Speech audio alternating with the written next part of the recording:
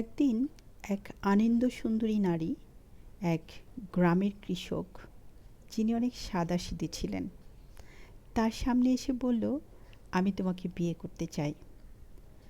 নারীর সৌন্দর্যে বিভোর কৃষক তখন মুহূর্তের মধ্যেই কৃষক সিদ্ধান্ত নিলেন তিনি তাকে রেজিস্ট্রি অফিসে নিয়ে গিয়ে বিয়ে করবেন। তো যেই কথা সেই কাজ, রেজিস্ট্রি অফিসে গিয়ে হাজির হলো সেই নারীকে নিয়ে।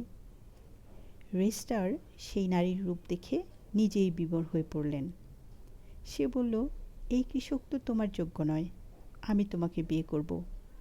তখনই শুরু হয়ে গেল তর্ক বিতর্ক। বিবাদের সুর চড়তে চড়তে হাজির হলো আদালতে। বিচারক নারীর দিকে তাকিয়ে রীতিমতো হতবাক। বললেন, তোমরা কেউই তার যোগ্য নাও, আমি তার যোগ্য বর।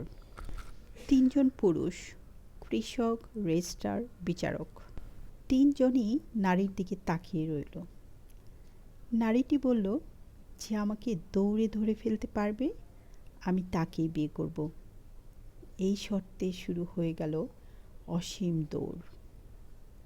দৌড়াতে দৌড়াতে একসময় ক্লান্ত কৃষক ধসে পড়ে। রেজিস্ট্রার তার কিছু দূর গিয়েই প্রাণ হারায়। অবশেষে একা একা থেকে যায় সেই বিচারক। তিনি হাঁপাতে হাঁপাতে বললেন, এখন তো আর কেউ বাকি নেই, চলো এবার আমরা দুজন বিয়ে করি। নারী তখন শান্তভাবে বলল, তোমাকেও আমাকে অবশ্যই দৌড়ে ধরতে হবে।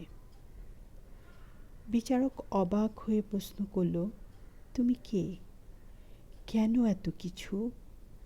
নারীটি কিছুক্ষণ বিচারকের দিকে তাকিয়ে থাকল, তারপরে হেসে উত্তর দিল, আমি দুনিয়া, আমার ভিতর আছে মোহ, লালসা আর এক মায়াবী জলজলে মোড়ক।